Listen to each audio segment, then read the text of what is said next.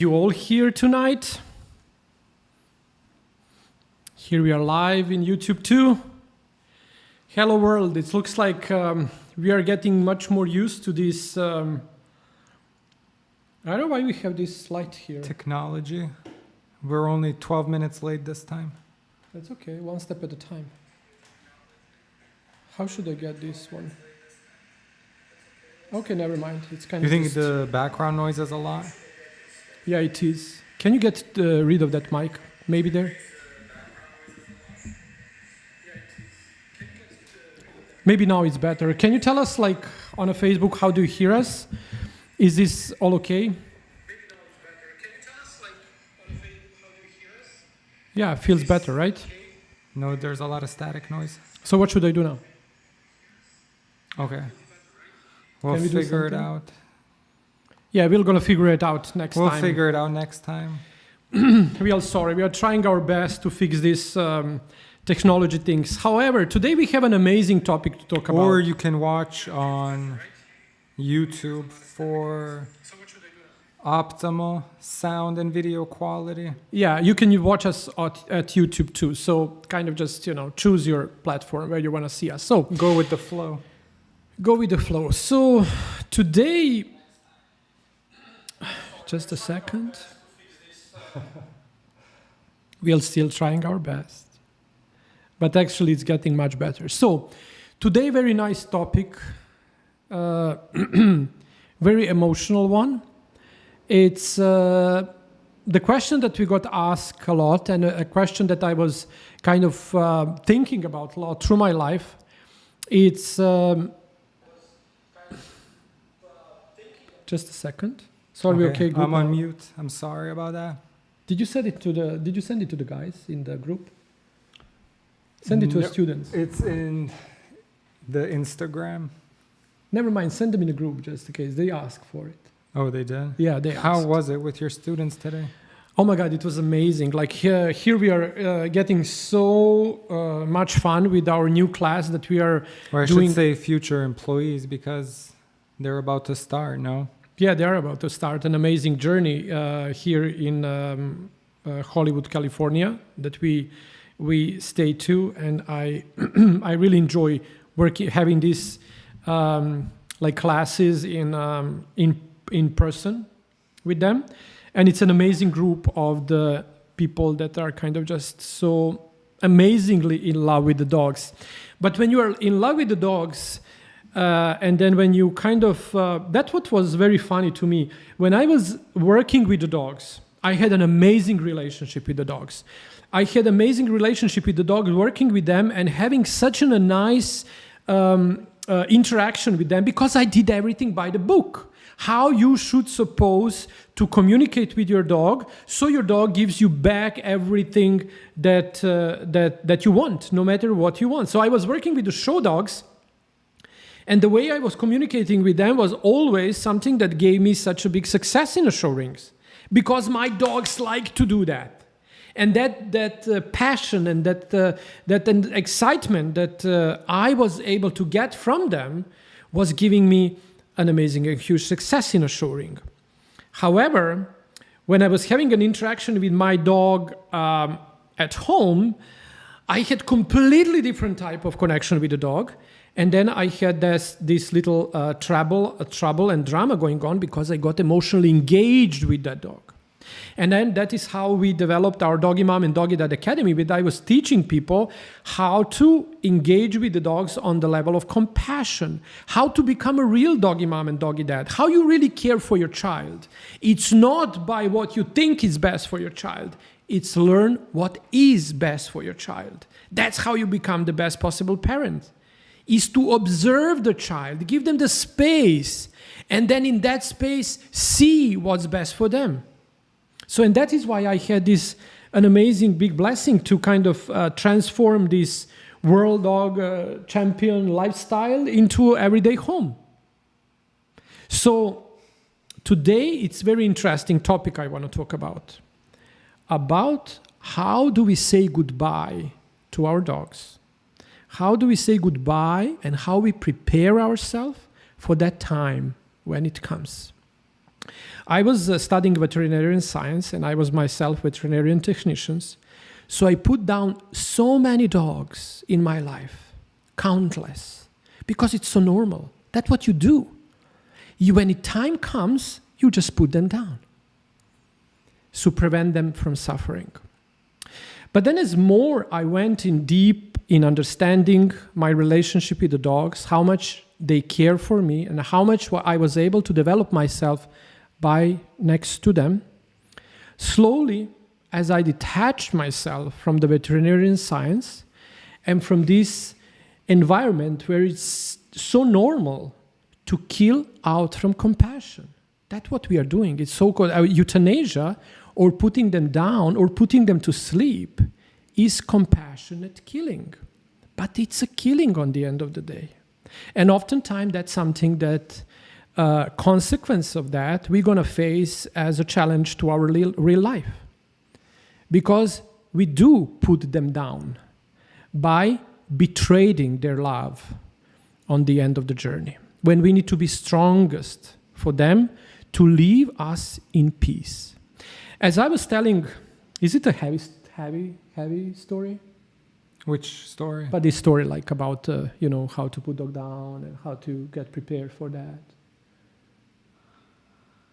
Well, no, I don't think it's heavy, because I think it's very important to talk about death, because it's the only thing that we can be sure of. And once, we as a society establish a healthy relationship with it, and when it doesn't become this abstract or this mystical or this fearful thing, we can really begin to live life to the fullest. So why don't we focus on, why your approach is different, because we know what the mainstream scientists are teaching about how to help your aging dogs, and there's many great things in there, like taking the dog regularly to be groomed and bathed to make sure they're healthy. But then it also talks about regular vet visits, all the latest shots and whatever, and then also many things like old age diets, which there's a growing trend of brands that have aging dogs diets. So all of those things I'm sure are very important, but what is the most fundamental thing that your dog needs from you as they're getting closer to Departure. Transitioning? Yes. Transitioning. So everything what we do with our dogs and everything that we give them as a highest level of attention and compassion through our life need to lead to that point. Everything that we do for them should lead us to the point of their departure. And we need to live our life together so they can live with ease and with so-called as we can establish that cult in a lot of religions, especially in the Hindu religions, in the sacred sage's life, you have that Mahasamadhi way of conscious departing. So how the consciousness leaves the body, or how the spirit leaves the body. That's something that's not unknown to the nature and to the animals as well. However, lately, maybe 10, 20 years in our close relationship with the dogs, we face a lot of problem of how do our dogs are suffering on the end of their life by slowly experiencing so-called slowly dying. They got sick slowly. One portion of the body kind of slows down, then the other portion of the body slows down, then we try. Or can you talk about or explain how there's no such thing as cancer in the natural world of, for example, wild dogs or wolves or any close or distant relatives of the dog? Yeah, that's kind of cancer become to be a very, modern age, how can I say, example of how the body actually, how you say that, body slowly kind of sends a message. It is sending the message, but the most important thing is self-destruction. Self-destruction, the cancer, as of we know it today, it's unknown to the real world of nature. That's far away from the modern society. So every single species that was in the nature, including the plants and the animals, that was able to keep themselves as far away as possible from the humans, is kind of cancer-free. And we will see that the dogs and cats and pets that live very in close proximity of the humans tends to develop so easily such a complex systemic diseases as the cancer are. And we will say, like you see a lot of advertisements for the immune system boosters and all kind of other help remedies for the healthy dogs would start their campaigns. Like over 50% of the dogs and 30% of the cats lately are dying or actually are experiencing a cancer as a disease in the, like on the end of their life, regardless how and when that's gonna be. So. And that's very when you observe the interaction between the humans and the dogs, you will see very strong connection that I'm talking about, like how connected we are with the dogs and how the dogs are connected with us through that harmonic resonance, how the dog resonates with us. And oftentimes, as a little children, the dog would take over the burden of the owners on themselves, suffering the idea so the masters doesn't need to suffer. There is a consequence relationship in between kids and parents on the level of the soul, where the kids would oftentimes take it instead of the mothers and the fathers on themselves. So there is an old saying said that what the parents keep as a secret tends to become a flesh and bone of their kids, lives as a reality in the kid's life. And oftentimes, through the concept of karma, you will always find that as you sow, so shall you reap. But sometimes rewards for our life we are reaping because someone else in our ancestral line sow the track we are going on now. So that forever connection in between loved ones are not known to a modern psychology or the science. Do you want to call it a stream theory? Do you want to see it through the transcendental, to the family consciousness? Do you take it to another level of the unity consciousness? Take it into a morphic resonance field or theory of whichever you want to take it. But there's something more that defined that emotional entanglements of the members of the family. That one, at this modern level of the lifestyle, includes pets as well. So pets, as the most lowest in the rank of a family, always tends to take the most burden. And oftentimes, instead of us developing some cancer, the dog gonna take that on us. And you're gonna often see that there is a particular message that underlines with the place of where the cancer is actually found, to a broader picture of how exactly cancer from the metaphysical level developed at this place. Oftentimes, there is a very, very consciously possible, you can track it consciously, you just need to open the wide perspective and a picture of why exactly that is the place where the cancer developed. With every single if you take out the logic, so you need to take out the logical approach to this first. The second, you need to look it from the critical perspective, to criticize the emotions that this kind of story might bring in me. Does I feel angry when I listen to these kind of stories? Does I feel uncomfortable when listening to this kind of story? Or I can maybe oversee that feelings and then maybe dig in something that's deeper.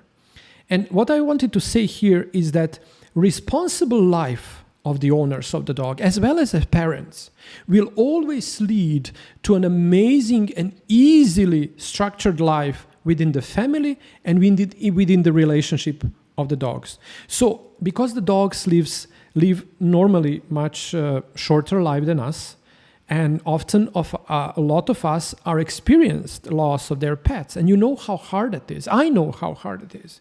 But for me, it was so easy to put the dogs down when I was thinking, now it's time to go because they are suffering too much. The question becomes like, why the animal is suffering so much? Why I left them on a path of suffering? What did I do? There is 3 things that all of us need to do when the communication with the dogs is in place. The stress level should be kept as low as possible through the life of the dog, through communicating with them properly, understand them properly, give them a proper nutrition, and stop humanizing the dogs. Because the dogs can't hold the burden of being humanized, because they can't never be humans. They can never talk our language, even though we can feel that they understand every single word of ours, as they really do. But they will never respond on the language we speak. They would wag the tail, they would live the life, but only one purpose of their life is to help us get awakened. What does it mean? It means to find our purpose, to find who we really are, and finally, to in tune with the leadership position of our life and then lead the life where it should be gone. Not to live the life of my father, not to live a life of my mother, not to live a life of anyone else that I want to be loyal to. Oftentimes subconsciously, I want to belong to something. If it's not a family, if I'm a black sheep of the family, I'm going to look to belong somewhere else, to the class, but then there I'm going to be bullied, then to a company, that I'm going to be having a big problem with my boss, then I'm going to try to have a marriage with someone. I will fail and fail and fail over and over and over until something rapidly doesn't shift. So if I love my dogs dearly, I'm going to be really preparing for the time. When the time comes, I want to be by their side. I don't want to put them down. I want to let them go. Why the dogs are not letting us go? Why our dogs are not going so easily from us? In the nature, it's so easy. When the day comes, they would just move away. Did I just... You just turned the lights off on yourself. Better? There you go. In the nature, it's such an easy it's such an easy thing to happen, because you can watch the movies of the animals that don't have any other predators. So probably in the nature they don't die so easily. For example, like elephant. But there is a particular time when the time comes. How do elephant know that they need to go and die? And they would trace themselves to the elephant cemetery and just die, and then a couple of days later, the entire herd gonna come there to pay the tribute to the life of the loved ones that are departed. It's so easy, because the life in the nature includes death as well. And soon we start thinking about death as a natural process of life. Soon we're gonna get more in tune with the life itself. And also with the life of every one of us that we love, because loss of loved ones is one of the biggest fears that the people can't actually control. But why we are why we are fearing that kind of loss is because we want to control everything. So it's ego trying to get to that sense of possessing and owning something that I feel so good about. So it's not about that I don't want to see my dog suffer on the end and then I take him to the vet and do such a mainstreamly accepted thing like compassionate killing. We kill our pets because it's just so normal. We don't want to have them suffer, of course, but what led them to a path of suffering, that is what we can stand witnessing. It's not about the dogs. The dog have that in-tuned pride of serving us. That's what they are born to do, to serve their masters. Somehow, in our emotional entanglement that I talk a little deeper in my book about the dogs and awakening, I talk about how that emotional entanglement happened. And why do we feel that those dogs are actually humans, that we talk to, that we expect the answers to? And then when the time comes, we are not able to let them go because we so love them. And then on the idea was, what do you think about the reincarnation? I think my dog has been with me in the past. We're going to come to that as well. Harold, thank you so much for putting that question, because it's again depends on your belief system. We do believe, and I know, my studies were doing like why the people, you know that the black dog, there is and I'm going to answer this question very, very nicely, because it's a very interesting question. You know that there is such a thing that the most abandoned dogs and the most difficult dogs to be adopted would be a black dog. There is a tradition in India that you actually, the last incarnation in the animal, before, for the first time, the soul is born in the human embodiment, it's a body of the black dog. So the people that own a black dog has a very big responsibility to raise that soul on a level on their path of growth, because the next incarnation of that soul will be for the first time the human embodiment. And that is why the people fear that responsibility. It's not an easy to face a responsibility and nourish the creature that's gonna, for the first time, see the experience of the human in the next life. And that is why we fear that responsibility. And even if we come to the position of the black dogs, owning them, it's a really big connection to them. And then, some of the teachings said that the last life that someone lives in the animal's body, because the soul tends to go through the animal world first before it gets its structure in the first embodiment in the human body, and then slowly, based on the experience, grows through that human experiences. So the very important thing here is that the moment we put our dogs down, or we euthanize them, or actually we kill them, we need to we need to use the right terms. It's nothing worse than thinking you are doing some kind things to someone where you actually are preventing yourself from experiencing a nice way of grief that will give our soul possibility to grow. Because oftentimes the biggest growth happened in our life was happening after experiencing something that was not comfortable to go through. So is it ever justified because it's become so mainstream and so normalized? Everyone that I work with, everyone that comes to me and asks for the help and the guidance, I would help them in a way that we learn. We do exercises and we do meditation and prayers, that emotional detachment happens in between owner and the dog, in between the master and the dog. And then actually when you create that space in between you and your dog, you see yourself as a human responsible for the dog's life, because the dogs as the children are forever dependent on the owners and the masters, as the children are on their parents. And that is oftentimes something that we are never aware of through the life, of how much dependency exists in between a relationship of the parents and the kids, and how that one way, that the relationship between parents and the kids is a one-way street that flows only from the parents to the kids. And that's where the drama starts, when we get something so precious as a life on a present. So we got from our parents the present of the life, and then at one point we have this life and we don't know what to do with it. We are just kind of scared and under big pressure. And oftentimes why the kids get angry on the parents is because of the power of the life. They don't know what to do with it. We don't know what to do with it.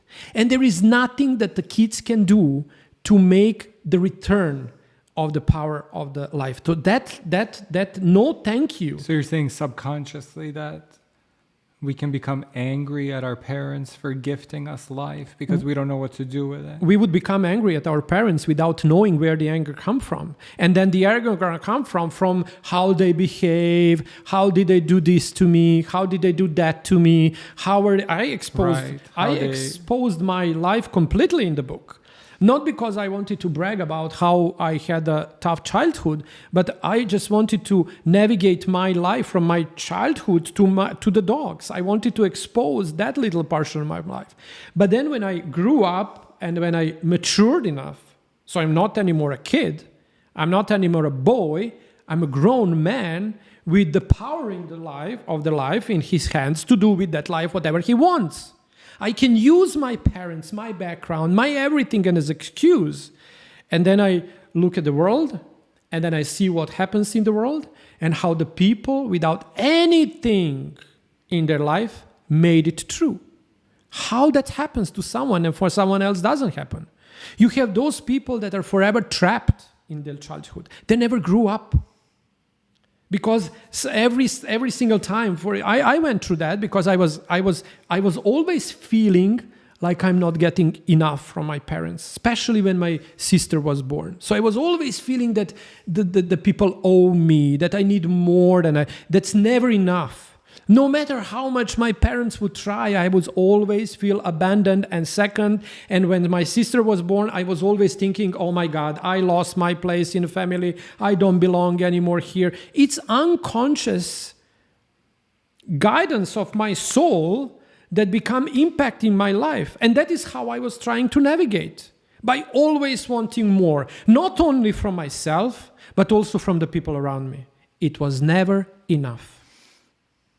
Until I didn't consciously see what I'm looking for, what am I seeking for, why I'm so much great with the dogs, but I can't make it with the humans. Because I was blaming every single human. In every single human, I was seeing my parents. And in my life, in my little vision of the little boy that was abandoned and forgotten and on the margin of the family, I was always feeling that I don't have enough. I don't have enough money, I don't have enough love, I don't have enough trousers, I don't have enough anything. And what I was doing in my life, just collecting everything I could. Just me, just give me, just take here, take there, take this, take that. Because it's never enough.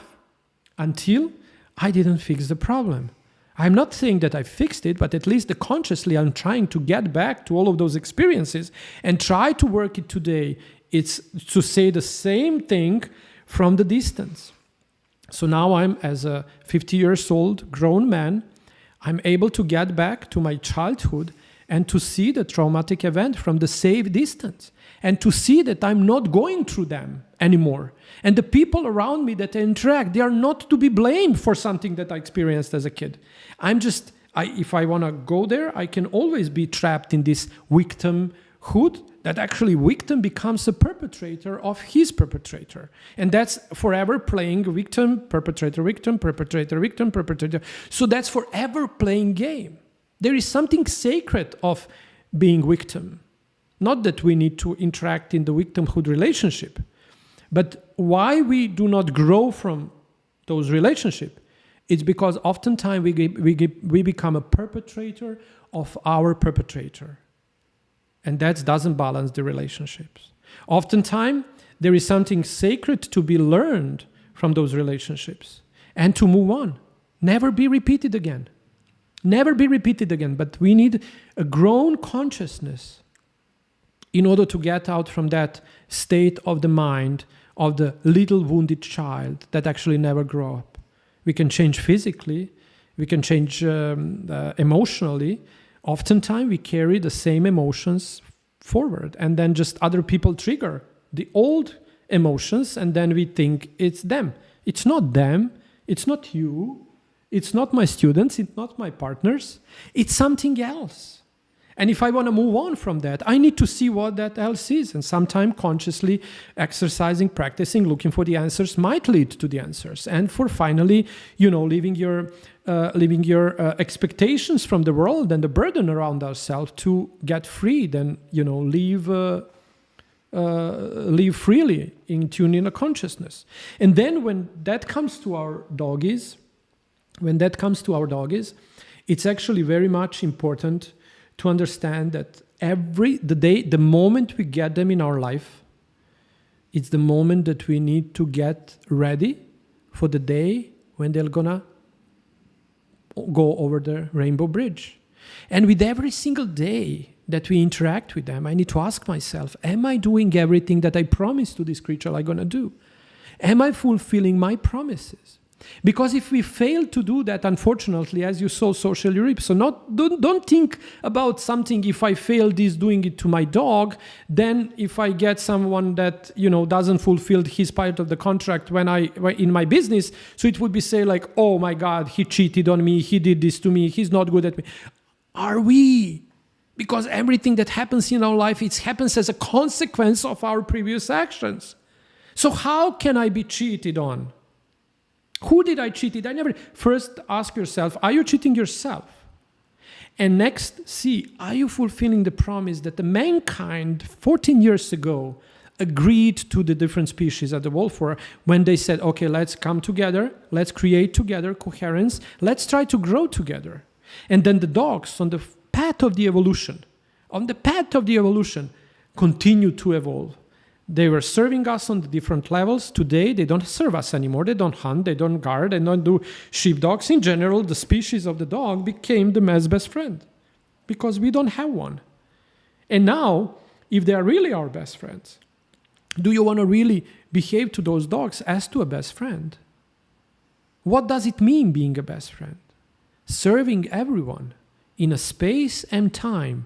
And being a good friend meaning giving a space. Being in service means not do it instead of you. Letting go. Let it go. It's not about let it go. It's give you a space and support so you can figure it out.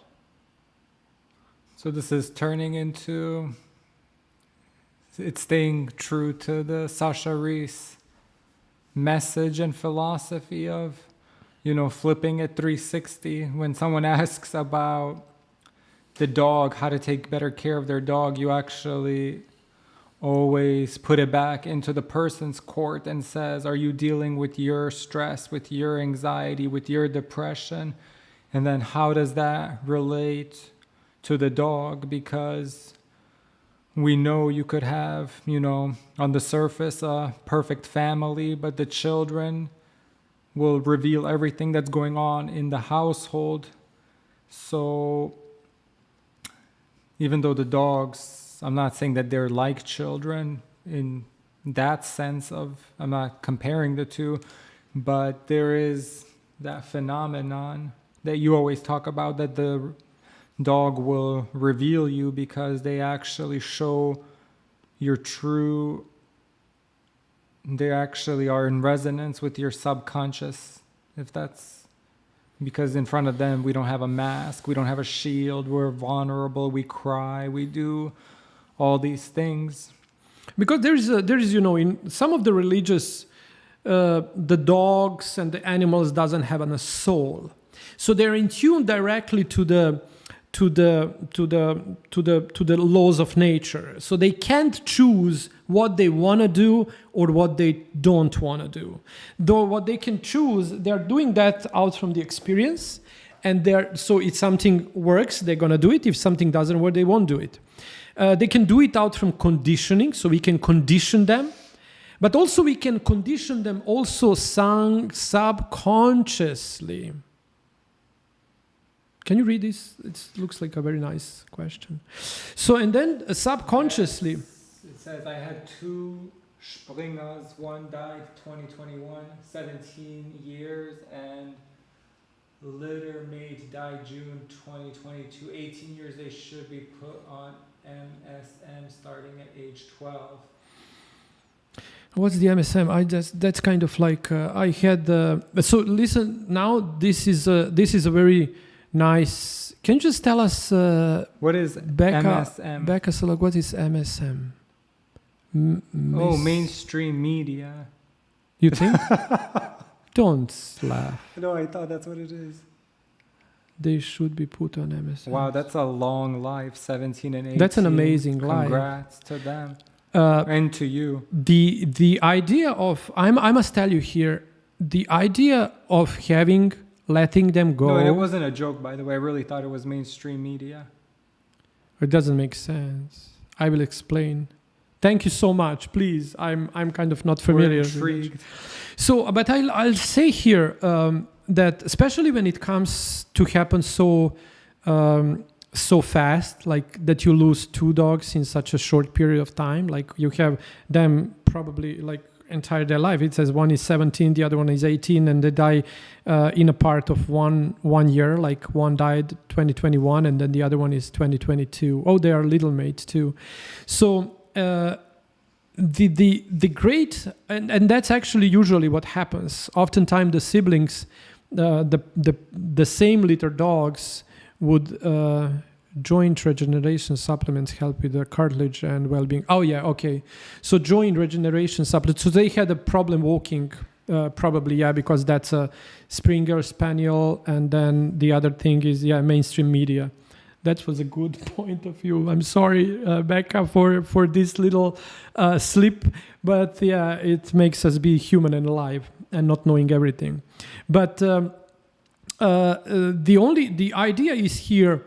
The dogs die peacefully, and the dogs usually, when happy and when they can leave their masters in peace, that the masters are actually knowing what to do and how to live the life, and that they are leaving us on our own by capable of taking care about ourselves, then they would just go in a peaceful corner one night, probably they're looking for the darkest part, and just fell asleep and don't wake up. We are not giving them space to do that because we want them to die on our shoulders, because we want it to be so close to them, but they don't want to do that. There is something sacred in the process of dying. There is something sacred in that moment of transitioning and going actually to unknown and to something new, maybe. No one knows what's going on the moment after. But there is something in a family, in the life of the world, or life of the animals, that they actually like us, and they would just move away from us, not because they are afraid, but because they don't want us to suffer with them. And if we are showing them by crying, but not being able to cope up with the emotions, and how they will get to the point of understanding to this moment of how to cope with the loss of loved ones. It's the same land.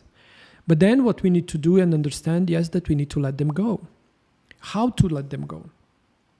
I got them when 9 months old. They were given away to me. And now you see this one, Becca. Thank you for much jumping in this class, in this live, because sharing your experience on these topics might reveal a lot of other nice things to everyone here. Because like little safe environment with everyone interesting into topic, and you can feel safe to share here. And as I feel safe sharing my thoughts and my experience with working on this. But what's very important to understand is the day when the dogs come to our life. Even when we say the dogs were given away to me, there was a reason for that. There was a reason for, and especially there was I'll use this one of yours as an example to kind of like elaborate a little bit. But it's very interesting of how everything unfolded, of you sharing the story and of us kind of talking on this topic tonight. So when the dogs come to our life, it's always important to look at the bigger picture of the moment of our life, what was going on, what was happening to us, which kind of life we were going through. It's always you'll find from the biggest hardship of our life or some big, great event of our life. Oftentimes, when the dogs come to our life, it's always connected to some great loss or great experience of the sorrow joy or ecstasy. Yeah, either joy or sorrow. On the both of those sides, either they're going to prepare us for something nice, or they're going to help us cope with something that's happening to our life that's actually much deeper and that we can't get through ourselves. We need the support of someone. And oftentimes that's how our energy creates this movement, our soul movement, our resonance in the harmonic sense attracts to our life the support we need. Oftentimes we are protected from to get and reach that support from the people.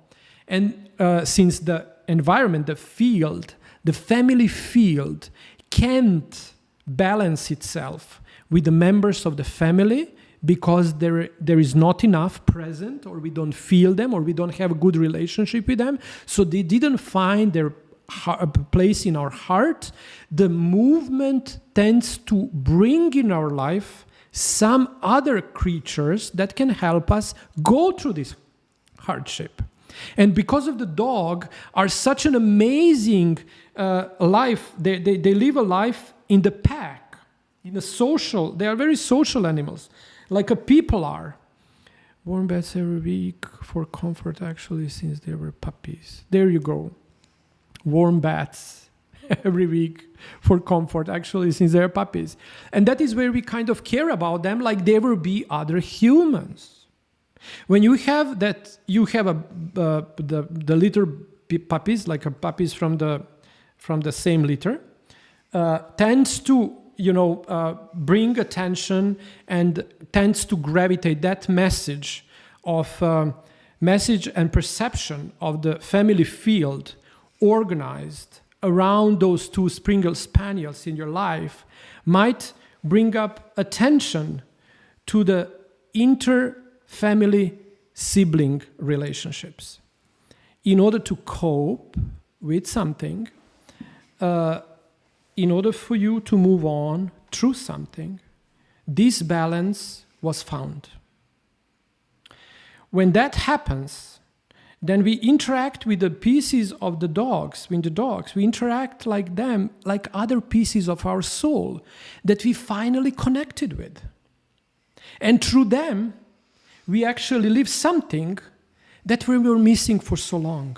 It can be something that we were missing from our life and family experience, or it can be transformed family experience from the ancestry line, like parents or the grandparents. Living in America is not or anywhere rather than the root home of the family. It brings a very secretive life, because oftentimes the family just left without thoughts, and usually families were very secretive in keeping hidden memory on what was happening in the life before that, oftentimes changing names, even surnames, and forgetting everything that was happening before that. And then suddenly the new life starts, and with the new life, probably in the first 2 generations, nothing's happened, but then the 3rd and 4th generation reap the pieces of that secret. And that is what I discovered working with the dogs, that the dogs are never in our life by accident. They're always having a bigger secret, especially when we engage with them on such a level that we care about them like they're other humans. We do care about other humans that lives through them. They come to be as a representative to something that gives a wholeness to our peace and to our soul. What actually is with all this harmonic resonance through the Dogs and Awakening classes and courses and everything that we do here, with that everything has its own purpose. And how do we connect with that little pieces that we are missing is as through the dogs, as a representatives, not as the dogs being that what we are missing. Then we are missing the point. We need the dogs to reconnect with something greater than the dogs itself. But then the dog become the master messenger trying to deliver the messages to us. And that's what we need to really cope about. We really need to cope about like how we gonna let them go when the time comes. Did I provide the proper communication, nutrition, and care for those dogs while they were under my watch? And am I able to let them go whenever the destiny comes? Oftentimes we are not. because we want that peace, because we feel that if we lose these dogs now, the peace that lived, the piece of me that lived through them, gonna go away again. And it will go if we don't get the message. But if we get the message, if we reconnect with what's lost, and we reconnect that in our part as a heart or as a piece of lost portion of mine, then I will be able to thank to my dogs, and the pure heart of me will be grateful to their life, and they'll come back to me as pure servant, and I'll come to them as a pure master, and then the master and the servant has such an intense relationship that the master is always in service, as well the servant is in service to the master. But both of them need to have a level of relationship and respect. So when the time comes, that is actually how our servant become masters on their own.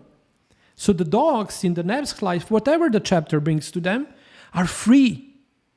And we didn't kill them because we let them go. How do we prepare for that time? From the day we get them, by providing them the proper nutrition, not the human grade food, not the human food, not the food that will give that will exhaust their body, not the food that will bring them a possibility to get completely off the function in the middle of the life, but a pure food. What is a pure food for the dog? A leftovers of the secret of taboo. There you go. That's what the life all about is. The secrets. And there is no secrets. You can't hide anything. Not that we hide intentionally or sometimes we experience something that we are not even able to remember because impact to our trauma was so high that the only way to survive was to get it over then, like forget. Mm-hmm. And what was the other point after proper nutrition and styling, grooming? The styling and grooming should only serve your lifestyle. It's not about what's wrong or what's right. What's wrong or right? You do this show dog, do this that, do this trim, that trim, poodle, no poodle, doodle. No, the styling only justifies the lifestyle of you and your dog. What length of the coat and what beauty of you is something that you're gonna enjoy. So we have one question and then we're gonna just a second to finish. The third one is a proper communication. So to communicate with the dogs on a level of human-dog interaction, human-animal interaction. So you don't talk to a dog long sentences, what was happening in your job, how pissed are you on your boss, what was going on here and there.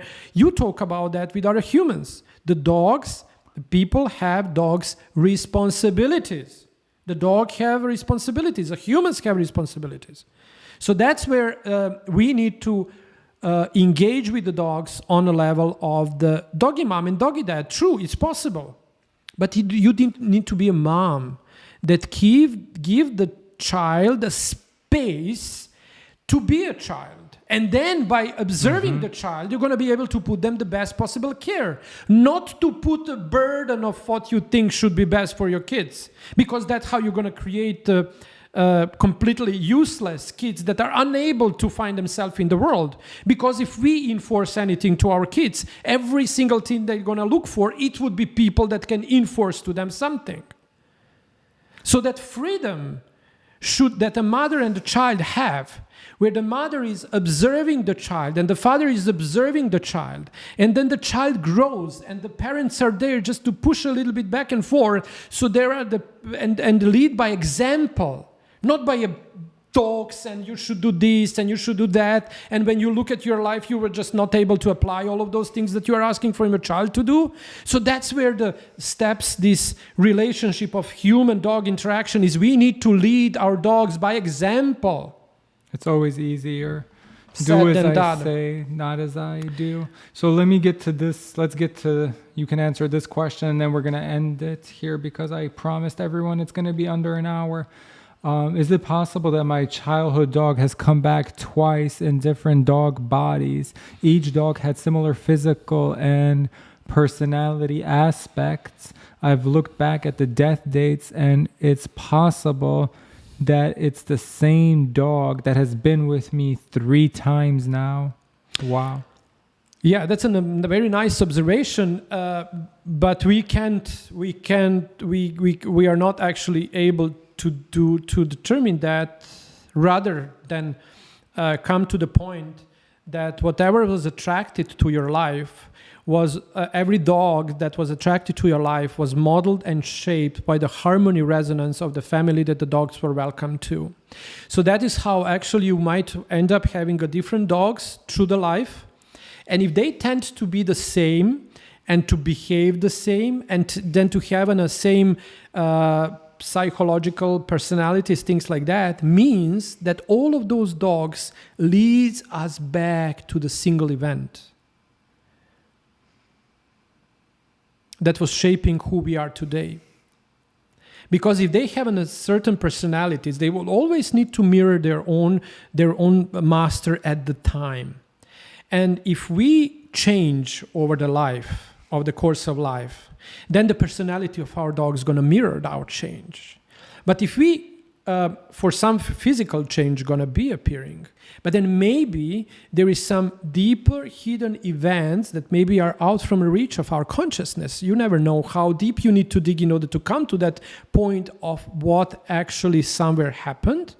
But this can be a really good example if the dog tends to be on the same physical, like psychology, like personality level, that they tend to mirror the same thing. It's actually psychologically that they are engaged in the morphic resonance, in the resonance of that harmony that will serve you the best if you trace yourself back to that point and then finally resolve it there. Look it from the safe distance. It's not that easy anymore. Try to find the perfect guidance from there. There are a lot of sessions, but the very important thing is if we can listen to our dogs, listen who they are, listen what they are talking, see them, observe them. Don't get just in their space because we need them, we want to cuddle, we want them here, we want them there. And then kind of you always have them in your space and you are in their space and there is no one of them is free. Sooner or later, that's going to affect us. If I'm in love with the dog, I can't be loving other person. It's as simply as that. If my part of the heart that's there for my partner, it's occupied with my dog, then the partner can't come in my life. It's simply as that. The partner can't fit there. It can't because it's... And why we put a dog on the place of the other human is because of the past experiences that we went through. No matter what the experience were. No one is judging the experience on its own. It's just kind of like we need to grow. We need to become. We are self-sustainable now. We are not children anymore. We don't need parents anymore to give us what we want. We don't need anyone else to give us what we want. We don't need anyone to promise me anything. I can do everything to myself. Whatever I want, I can make for myself. I'm not dependent anymore. But oftentimes in our mind, the lost promises, untold stories, undeveloped relationships can lock us in a time that doesn't exist anymore. And then the dogs that come in our life would be harmonically moved into part of our life that's going to kind of bring us back to ourselves. And that was the most amazing discovery was how was I much more finding this human-dog relationship and interaction than I was actually looking for how to cutely groom dogs, how to make them beautiful and things like that. So I somehow transcended this beauty of the coat into a beauty of the dog, into a beauty of the relationship of the humans and the dogs, and finally into beautiful relationship in between humans. If we would be able to incorporate the same dynamic we can live with next to our dogs. That was how great friend I would be if I would be a friend as I can be to my dog, or even more better, to become a friend as my dog is friend to me. Which kind of world we would live in if all of us would be like that. So don't take it on a level of logic. Don't listen with the ears. Don't see with the eyes. Open your heart Give the space to your dog. Move away from them. Observe them. Listen to them. Learn from them. By giving space to your dog, you're going to learn to give your space to your child, to your parents, to give your space to yourself. And then in that vacuum, in that space that we finally have for ourselves, we're going to maybe finally hear the soul voice of ours. Who are we? What we want to do? Where we want to go? What's our next step? But being driven and fooled all over the place because the time is money and the money is so short and everything is so short and nothing time for nothing, we lose an essence of the existence. And then we have this beautiful creature by our side that are trying so hard to bring us to that point of meeting ourselves. They just don't deliver. And on the end, we come there and we say, oh my God, it's time to put them down because it's time there to go. No. They will go when we're going to be ready to let them go. There is one healing sentence that every one of you struggling with letting your dogs go, and to get them transition very fast with ease and with respect and dignity, give them space and tell them by the pureness of your heart, open your heart to that and tell them, thank you for your service. I have this. Now you are going, and I'm staying. Thank you. Thank you for your service. I have this. Now you are going, and I'll stay. The moment you agree. That's very beautiful. Let's end it there because we're getting up to an hour, and can you just it's read? It's a lot to digest. So thank you everyone so much for the comments, and smash the like and drop us a comment, and see you next week. Yeah, thank you so much for your time. And don't forget one thing, it's very important. It's completely of you to let them go. And they will go as more as we take over the responsibility of our own life. Then they're gonna know that they are leaving and we are staying safe and nothing gonna happen to us. And that's what we need to radiate through our behavior and through our actions towards our dogs. So once more time, I'm sorry, I know you are in rush to finish this, but I think it's very important. Resonate with the words. Thank you for your service. You are going and I'll stay. That's very important. And they'll just peacefully find a place and let them be there by themselves, because that's how the animals die. They don't want anyone to suffer because of their leaving. They want to go with dignity and pride of the life and experience in this world they have next to you. Appreciate that and see the miracle open ahead of your path. Thank you so much for your time. I love you. And then see you next week. And thank you so much. Bye.